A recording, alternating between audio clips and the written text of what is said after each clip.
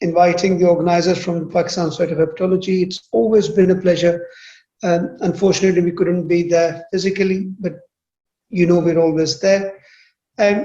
As always, very interesting topic, close to my heart, and I think extremely, extremely relevant for trainees as well as consultants, and much ignored part of hepatology and liver disease care, not only in Pakistan, but also in UK and other parts of the world. I personally feel there are reasons, and we will discuss it as we go along. Okay, so we are going to talk about prevalence and consequences of malnutrition, nutrition screening and assessment, which is really, really important, and I will touch upon this. A very simple method we're going to discuss that you as a trainee or consultants can use in your busy practices, clinics, as well as on the ward. And very lastly, how to replace this. What advice do I give my patients who can potentially help themselves or the carers who can help the patients? And on the right hand side, top and bottom, you see these two images, very common. You and I come across very often. This is chronic liver disease. We know that. Is this malnourished? We don't know. How can we assess? On the other hand, this is obesity with or without chronic liver disease. Is this malnutrition, which is overweight? How does that work? So these two contrasts we will discuss. Okay. Poor nutrition is very, very, very common in chronic liver disease. I cannot emphasize this anymore. Either you're compensated cirrhotic or decompensated. The risk of malnourishment is actually quite high. And unfortunately, it is associated with very poor outcomes. Almost 100% with decompensated liver disease and 40% with compensated. So almost all of decompensated patients and almost half of compensated patients are actually malnourished. We just do not assess them properly or at the right time. And even the transplant candidates, the risk is really, really high. We only transplant those people who are decompensated. They achieve certain UKELD or MELD score. So clearly that's going to be the fact that they are or have some degree of malnutrition.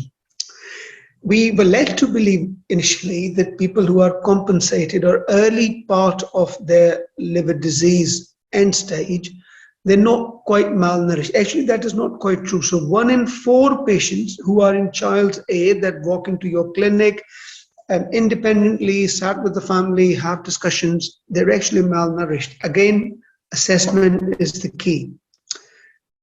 Most of them is protein energy malnutrition. And unfortunately, this is a bit that we as doctors don't do well.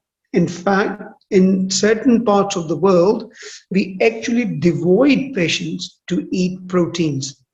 And that's really not appropriate. We ask them to stop eating proteins because we think that is going to make the liver disease, encephalopathy, ascites, all this worse.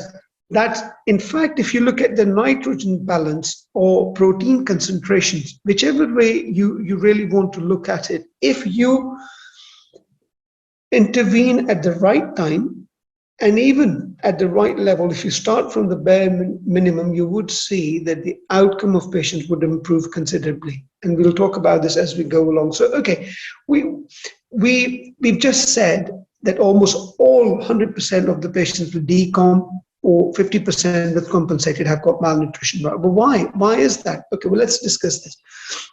There are generally 4 reasons. Either it's inadequate nutrients, either they're not absorbing it well, abnormal substrate utilization. So it's actually there, but some reason or the other, patients with liver disease are not able to utilize it to the extent the other person would do who hasn't got liver disease. And of course, the last one shouldn't come as a surprise, really, that they have got reduced synthetic capacity. We all know that the synthetic functions of the liver goes down considerably. All right, well, let's have a look at these, all of them. So inadequate nutrients. And you must have heard me saying this before. Patients with liver disease, they start to have anorexia. And anorexia in its own right propagates pro-inflammatory state. A lot of evidence is now coming We know that microbiomes, we know that microorganisms from the gut travels down to liver, and this is a pro-inflammatory condition that therefore causes increased liver damage. Not only that, it involves interleukins as well.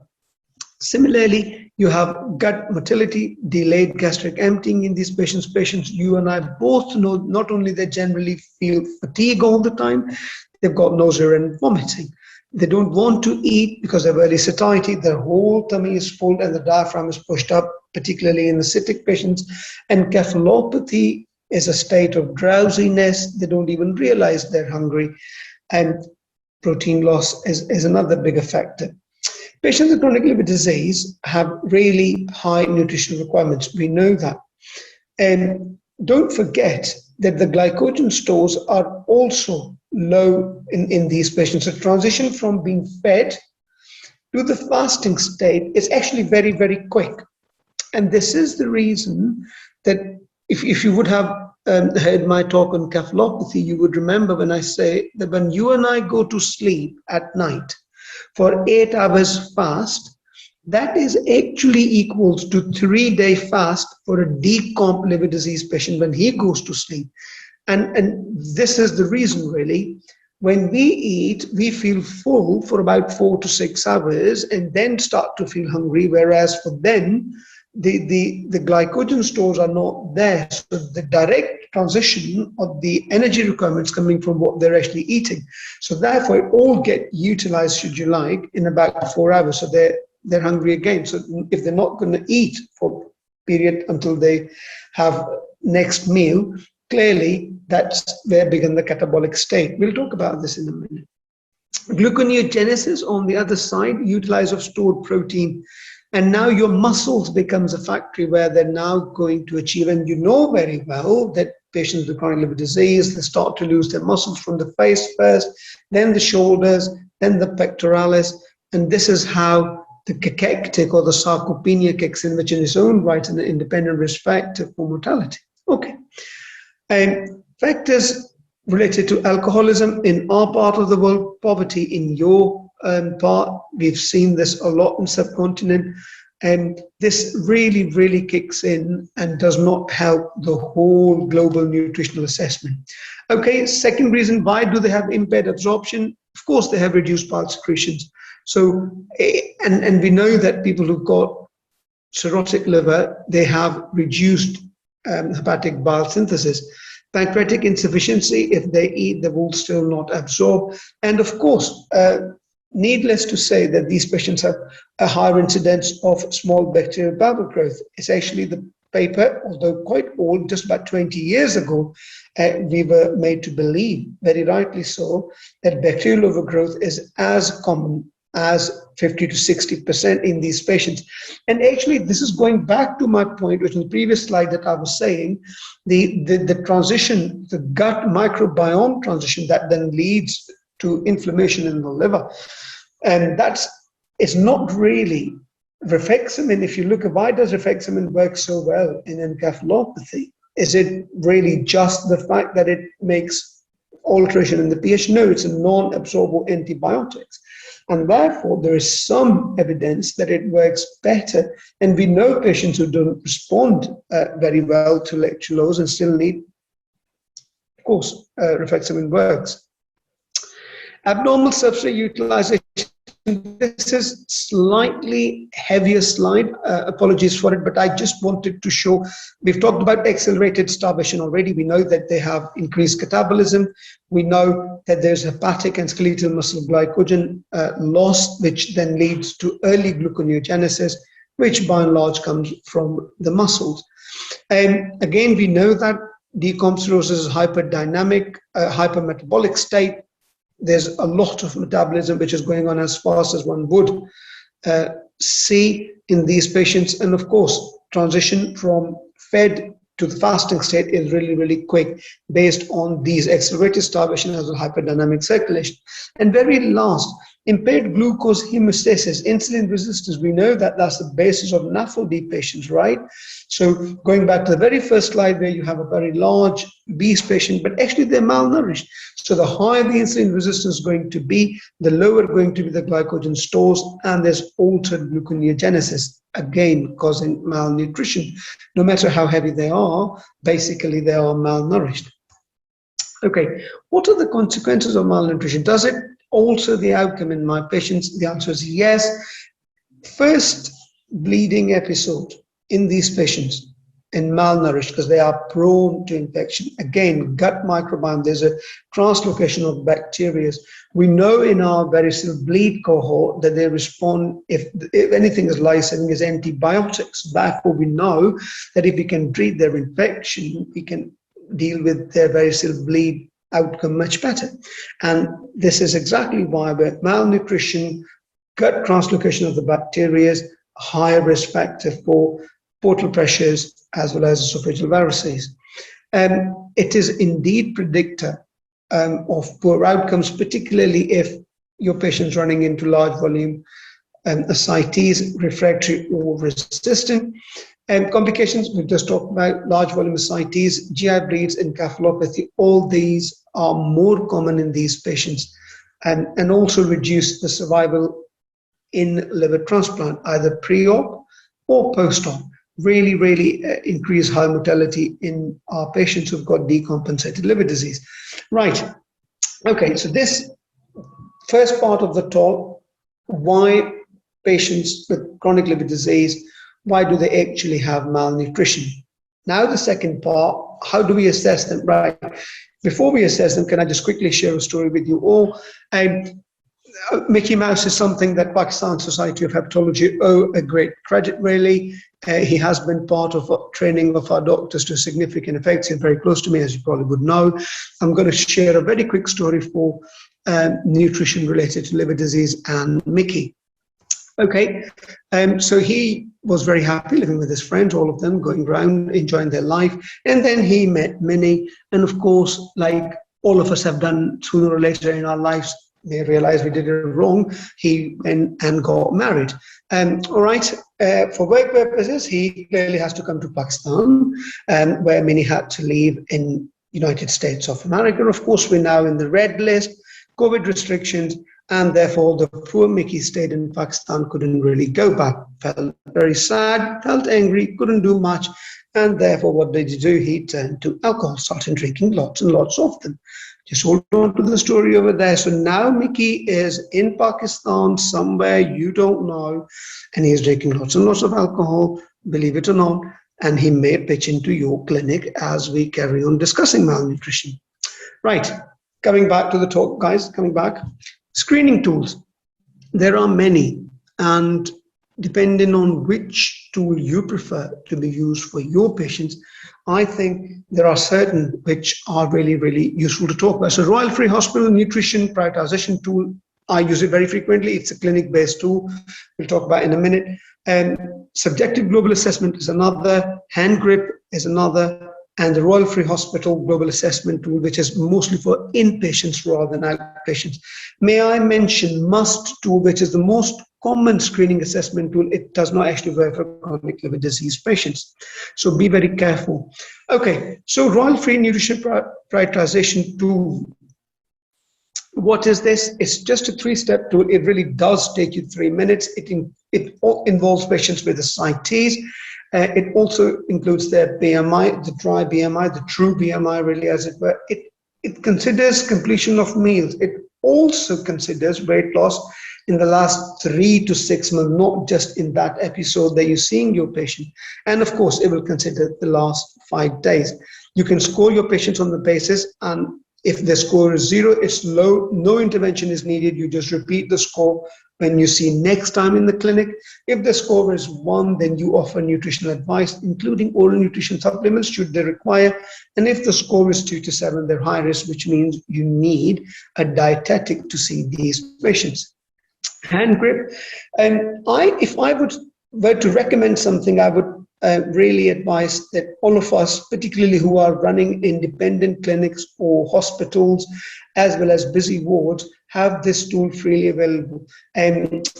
where I was trained in Leeds for my transplant, this is something we used to do in our pre-transplant patients, and we not only assess, but also monitor there whilst they lead up to the transplant day.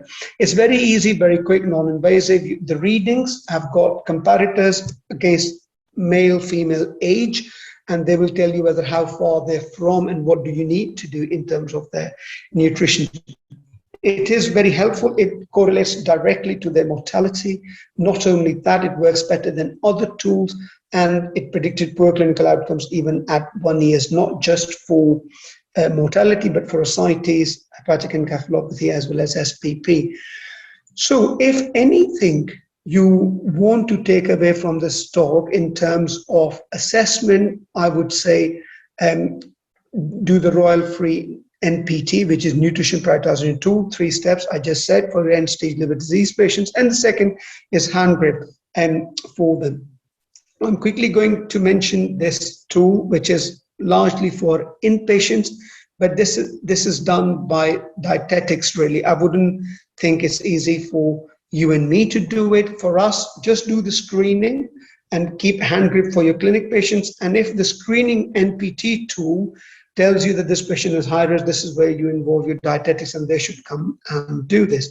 Very quickly, last slide on assessment, you could see that if your patients are severely malnourished, not only that the decline in terms of month of the diagnosis of the disease is fairly rapid between adequately nourished and severely, but also if you look, the mortality is within the first 3 years, and it is actually quite significant.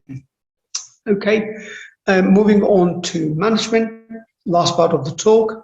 Don't forget, right, we did say Mickey is somewhere around in Pakistan. He is drinking loads and we don't know where he is, and he might pitch into your clinic. Oh dear. So Minnie now got hold of him over the phone, and she is now telling him off, asking him to go to see a doctor. And therefore, the dreaded moment has come, guys. This 35-year-old Mickey with moderate ascites and jaundice, he walks into your clinic. Right, all right. As he walks into your clinic, the phone started ringing. You pick up the phone. Who is on the phone? Oh dear. It's Mickey. And now the call coming from Minnie. Now, she wants to know, how is Mickey doing and how are you going to make him better, doctor? Do you know if he's malnourished? How are you actually going to work out his calories? Right. Before we go down to that specific case, we all know that how do we work out the ballpark figure for energy requirements for compensated disease? It's about 25 to 35 kilocalories with proteins of about 1.2 gram per kilo a day. But the decomp disease, it's 45 kilocalories, whereas the protein can go up to 1.8. I really want you to focus for the 2 seconds, really. Mortality in patients whose kilocalories are less than 100 a day is about 80% on that admission where your assessment have said that they were going low. If you compare it to those patients of liver disease who are having around 3,000 calories, it's 0%. So the outcome is hugely different. Right, how do I work out dry weight? And when we say dry weight, a very quick guide for you guys. If your patient's got mild ascites, you take 2.2 kilos away. For edema, take 1. Similarly, for moderate, 6, and for severe, 14 kilos. Next thing is very important, which we call stress factor. Lots of us, we don't really focus on stress factor. And I just want to say, if you decomp liver disease patients, please at least add 25 to 30% for it. So coming back to Mickey, 35-year-old, moderate ascites. His weight was 71 kilos when the nurse did it, but because we said he's got moderate ascites, you take 6 kilos away, and therefore he's 65. So his maintenance is around 2,600 calories. Remember, he's decomp, so put extra 400 for what you need to replete. Similarly, for the proteins, 78, but remember he was decomp, we said it's 1.8, not 1.2, so we need to go an extra mile to reach for that stress factor. What does this mean in an advice to you? Again, you had another call and she asked exactly the same. I don't want to know the numbers, doctor. Thank you very much. You worked out what calories he needs, what protein. What I want to know, what does he need to eat to be able to achieve those. What advice do I give to what advice I want you to give to your patient? And is he actually going to need oral or other nutritional supplements, including micronutrients? Okay, so carbohydrate comes 60 to 70%. I normally tell them instead of 3 meals, go down to 6 meals. Every 3 to 4 hours, eat something, maybe short snacks, but eat. Late night meal is really, really important. Why? And to be honest, it's nothing has to be any specific, even 2 to 3 slices of bread. Just before you go to bed, have it with a cup of milk. Not a big problem. A lot of people ask me, oh, they're diabetic, they can't afford, there's a financial issues, and that's actually quite true. There's nothing wrong in it. And 5 dates with half a glass of milk, even that would achieve that 50 grams. Cereal, dalia in Pakistan is very common. People, you can have that. Nothing else, just have a cup of yogurt with banana, 1 banana, that would give you that 50 gram. It's very, very doable. Tell your patients to do it before they go to bed, because then the 6 to 7 hours they're sleeping, this would be very helpful. Oral nutrition supplements, they're only needed when you think that your patients are not able to achieve what they needed to have achieved. One thing I want to make very clear in this is, can you please prescribe them at times which is not with the food? Because A, they're going to lose their appetite, they won't feel full, so they won't actually eat what they were meant to eat, and B, it will reduce the absorption of what we have given them together. So you should really prescribe them at the time when they don't interfere with their other or meal times. Okay, so protein energy requirements in liver disease, we know that it's about, or could easily reach to 2 grams. What is 2 grams? What does that mean? So for Mickey, for example, we said that he's going to need about 110 grams of protein. What does that mean? Okay, a simple bowl of chicken gravy or curry, jisko chicken ka salan kehte ho aap log, just one portion of chicken, either leg piece or a breast piece, it gives you about 15 to 18 grams of protein. With one chapati, depending on the size of it, is around 6 to 8 grams.